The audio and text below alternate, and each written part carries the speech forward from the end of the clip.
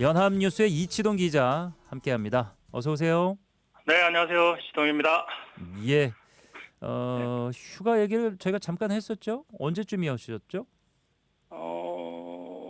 김준호 앵커하고 휴가 얘기를 한 기억은 없지만 아무튼 좀 다음 주말에 네. 그냥 가까운데 잠깐 멀리는 못 가고요. 아이들이 가까운데 학생이어서. 잠깐이면 어디 좀 계곡, 산, 바다 어디 가십니까? 아니 뭐 계곡도 그렇고 그냥 네. 구체적으로 아주 멀리 뭐 이렇게 거창한 계획은 없습니다. 그냥 아. 며칠 쉬면서 저 가족들 이제 와이프하고 네네. 좀 여기저기 다니는 계획 그렇게 좀 생각하고 있어요. 저 자양동 뚝섬 유원 지역 지구 수영장 좋아요. 아, 그렇죠. 네. 거기 수영장 있죠. 예, 한번 저희 집에서 가족들이랑 가깝습니다. 그러니까 가족들이 한번 오십시오. 제가 그 아이들에게 치킨 쏘겠습니다. 알겠습니다. 한번 얘기해 볼게요. 근데 아이들이 지금 고등학생이어가지고. 아, 그러네. 아이고, 치킨을 바쁩니다. 좋아할 나이는 아니겠군요. 네, 네, 네. 알겠습니다. 자, 네. 휴가철 이야기로 시작을 했는데 좀 네. 황당한 얘기가 있어서 이렇게 출발해 본 거예요. 뭐 일본이 한동안 이제 환율 때문에 외국인 관광객, 특히나 이제 한국인 관광객 많이 와서 뭐 시끄럽다, 뭐 관광세를 건네만해, 뭐 이런 얘기 있었는데 최근에 교토의 한 식당에서 외국인에게만 더 비싼 가격을 받는 이중 가격 논란이 있었습니다. 그렇죠. 그러니까 이번 논란은 유튜버의 폭로로 촉발된 건데 네. 보니까 한일 네티즌 간 온라인 배틀까지 치열하게 벌어지고 있더라고요. 그러니까 교토에 있는데 이제 오랜 전통을 자랑하는 식당입니다. 120년 됐다는 보도를 봤는데, 네. 그러니까 손님한테 이제 영어로 된 메뉴판을 준 거죠.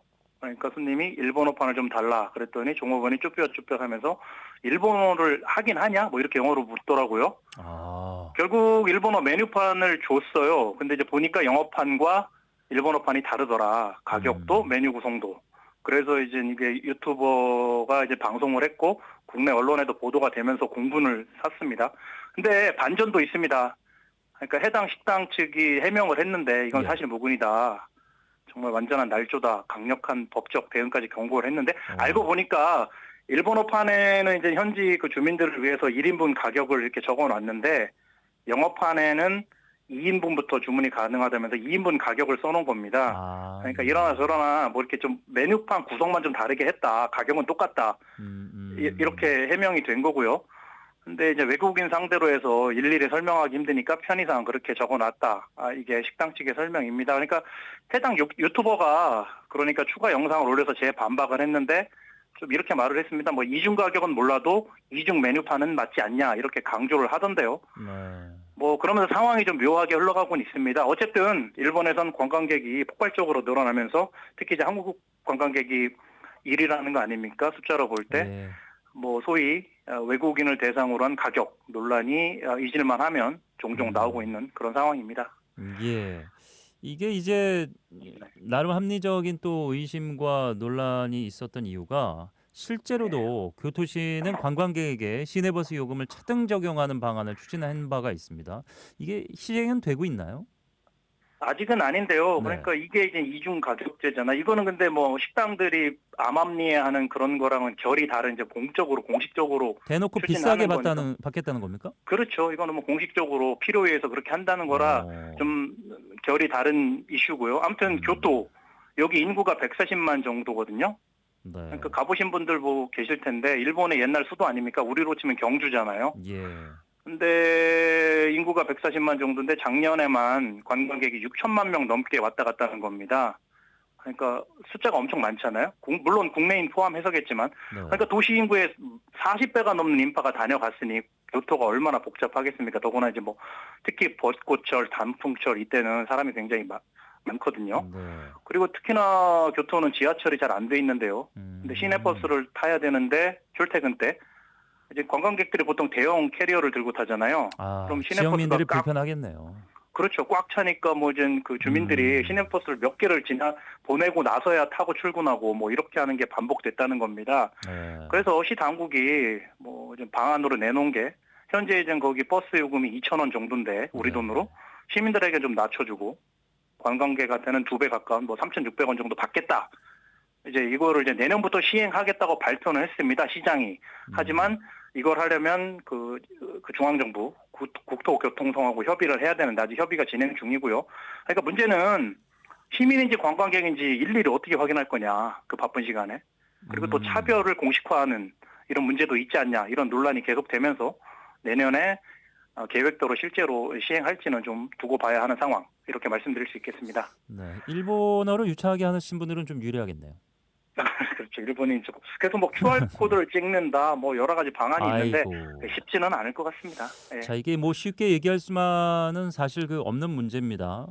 네. 뭐 한국인의 입장에서 이제 관광객으로 가는 거기 때문에 뭐 대한민국에 이제 경주 같은 곳이면 사실 네. 관광 수입이 꽤 큰 건데 그렇죠. 관광객에게 그렇게 할 거면 그럼 관광을 아예 하지 마라. 돈 받지만 뭐 이렇게 여행 안 가 뭐 이렇게 반발할 수도 있는 부분이고 또 너무 많이 와서 지역민들이 살기가 힘들다면은 그것도 또 배려가 필요한 상황이고 쉽지가 않습니다. 그렇죠. 맞습니다. 근데 일본 자체가 네.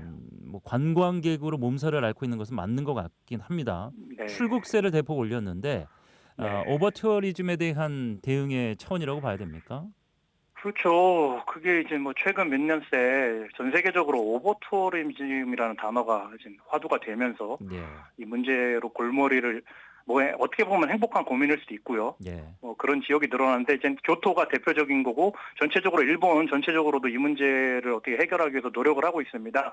그러니까 핵심은 이겁니다. 일본은 지금 관광 정책의 방향 자체를 이제 양보다는 좀 질로 바꾸고 싶어 하는 거예요. 그러니까 이게 출국세잖아요. 뭐 지난번에 한번 잠깐 말씀드린 적이 있는데 사요나라세라고 해가지고 일본에서 나올 때는 이제 1,000엔씩을 부과를 했었는데 이걸 3,000엔으로 올린 겁니다. 7월 1일부로.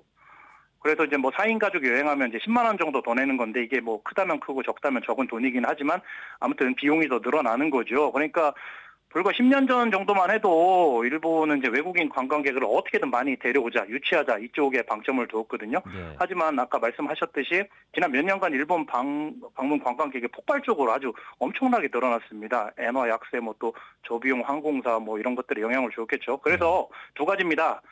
우선 세금 쓸 때도 많은데 관광객으로 인한 사회적 비용은 관광객 호주머니에서 일부 충당하겠다 이거고요. 또 하나는 말씀드린 대로 이제는 관광객 수를 무작정 늘리는 쪽은 아니다. 조용하게 네, 오래 머물며 돈 많이 쓰도록 만드는 쪽으로 방향을 잡겠다. 이런 전략이다. 이렇게 평가할 수 있겠습니다. 예, 이게 뭐 일본만의 일이 아니고 네. 이탈리아 베네치아는 뭐 당일치기로 찾으면은 입장료를 받고 이번에 그 월드컵 우승한 스페인 바르셀로나 관광객용 숙박 시설을 되도록이면 이제 안 하는 방향. 이건 일종의 규제잖아요. 그렇죠. 규제 네. 제한이죠. 이렇게까지 할 맞습니다. 필요가 있을까요? 그러니까요. 이게 뭐 우리가 생각할 때는 뭐 언뜻 보기에는 관광객 많이 오면 좋지 뭐 식당 잘 되고 숙박시설 돈 많이 벌고 그런데 또 주민들 입장은 다르잖아요. 네. 그래서 저는 베네치아는 가보진 못했는데 아무튼 여기 입장료를 그러니까 자는 사람 숙박객한테는 안 받고 당일치기 관광객한테만 받는다는 겁니다. 그러니까 좀 일찍 예약하면 5유로 그러니까 한 우리 돈으로 8,000원 정도 받고 늦게 하면은 16,000원 이렇게 받는데 적은 금액은 아닙니다. 그리고 뭐 스페인 바르셀로나는 이제 관광객용 에어비앤비 같은 거 이런 숙박시설 허가를 이제 안 내주는 쪽으로 방향을 잡고 있는 거고요. 왜냐하면 관광객을 위한 이제 그 시설 그 단기 임대가 늘어나다 보니까 현지인을 위한 이제 월세 이런 게 막 엄청 올라간다는 겁니다. 네, 네. 그러면서 이걸 막기 위해서 제한하는 거고요. 그러니까 무엇보다 문제는 뭐 관광객이 많이 오는 건 좋은데 교통이 혼잡해지고 소음 있고 쓰레기 폭탄 그리고 뭐 월세 폭등으로 인한 주민들의 삶이 이제 삶의 질이 저하되는 문제가 커지면서 이런 조치들을 내리고 있는 거고요. 뭐 당연히 관광객을 뭐 무조건 막겠다는 건 아니죠. 자기들 먹거리고 하니까 도시가 감당할 수 있는 수준으로 조절하겠다. 지속 가능한 관광 정책을 펴겠다. 이런 쪽으로 초점을 맞추고 있다. 이렇게 설명드릴 수 있겠습니다. 예, 이게 뭐 우리도 좀 비슷합니다. 우리나라도 이제 관광객들이 많이 늘고 있는 추세인데 네. 저도 이렇게 지하철 2호선 타고 주말에 이렇게 홍대 쪽으로 이동할 일이 있어서 이동하면 성수역에서 그냥 그 외국인 관광객들이 미친 듯이 막 선물 꾸러미에 막 그 캐리어에 난리거든요. 근데 이제 그거 보면서 대한민국 그 관광 수지에 도움이 되니까 불편해도 좀 뭐 참아야지 이렇게 생각하시는 시민이 있는 반면에 불편해하시는 어르신들도 분명 있거든요. 근데 이게 그렇죠. 뭐 지하철 잠깐이 아니고 서울 북촌 한옥마을 같은 경우에는 이게 삶이 안 될 정도로 굉장히 지금 불편하고 시끄럽다고요. 맞습니다. 뭐 저는 이제 회사가 광화문이잖아요. 예. 그래서 이제 점심 시간 뭐 이렇게 보면은 진짜로 그냥 예전에 비해서 관광객이 엄청 많아졌습니다. 그러니까 볼 때마다 뿌듯하거든요. 예. 한복 입고 경복궁 오가는 그렇죠. 관광객들 보면은 기분이 예. 좋아지긴 하는데 이제 북촌은 좀 상황이 다른 것 같습니다. 이제 북촌의 자랑이 고즈넉함, 옛날 문화 이런 거 아니겠습니까? 한옥 마을인데 거기에 그래도 한 5, 6천 명 정도 이제 현지 주민이 오랫동안 살아오고 계시죠. 이렇게 좀 조용하고 네. 평안한 삶을 누리고 계신데 여기도 이제 찾아보니까 지난해 이제 작년 관광객 수가 무려 뭐 600만 명이 넘더라고요. 그러니까 많이 왔다 가신 겁니다. 네. 근데 아시지만 뭐 모든 관광객이 다 매너가 좋고 막 그런 건 아니잖아요. 일부 관광객들이 막 골목에서 큰 소리로 떠들고 그렇죠. 뭐 개인 주택인데 이제 뭐 거기 드나들고, 배경으로 사진 예. 찍어서 올리고 뭐 그러면 사생활 침해가 되는 거 아니에요? 사실 뭐 이건 이해가 가는 부분이죠. 그 주민들의 불편함을 호소하는 게. 그래서 종로구가 뭐 방안을 하나 마련했는데 북촌 일대 여기를 이제 특별 관리 지역 레드존이라고 지정을 해가지고 관광객은 이제 오전 10시부터 5시까지만 통행할 수 있게 이렇게 조치를 취했습니다. 전세버스 접근도 좀 제한하고요. 어떻게든 주민들이 이제 관광객들 때문에 이제 떠나는 일은 막겠다. 이런 식으로 조치를 취하고 있는데 이게 균형점을 찾기는 좀 쉽지는 않지만 일단 이 조치를 시작했다. 네. 이런 면에서는 오버트루리즘에 대한 대응을 본격적으로 시작했다. 이렇게 평가할 수 있겠습니다. 예. 젊은 층들 많이 가는 그 종로 3가의 익선동도 거기가 이제 한옥들이 이제 구주택들이 많은데 네. 좁은 골목에 상가들이 들어서 있습니다만 아직 거기 사시는 거주민들이 엄청 피곤하고 스트레스 받는다는 얘기를 제가 들었는데 결국에는 이런 내가 뭔가를 즐거움을 누리기 위해서는 남을 배려할 수 있는 마음과 에티켓이 있어야 된다. 뭐 이렇게 정도밖에 뻔한 얘기지만 정리를 못 하겠습니다. 그렇죠. 네. 과유불급하고 역지사지 이거죠. 네, 그래서 매너는 좀 에티켓은 지키자. 알겠습니다. 이런 쪽인데, 네 그렇습니다. 네, 휴가 때 뭐 저기 한강 뚝섬 유원지지고 오시기를 기다리고 있겠습니다. 고맙습니다. 네 알겠습니다. 고맙습니다. 네, 연합뉴스의 이치동 기자였습니다.